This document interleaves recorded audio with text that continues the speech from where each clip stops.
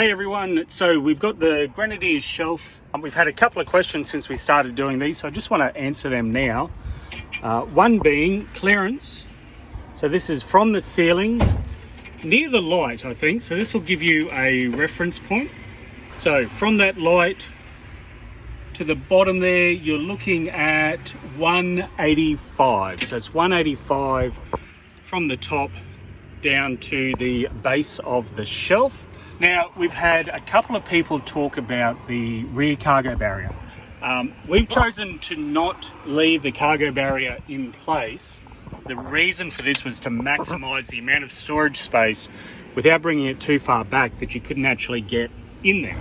So the solution to that is you'll see the rear seats pretty much completely cover for any large bulky items you've got in the back to stop them from going forward. So the seat headrest there, you can see has got you covered.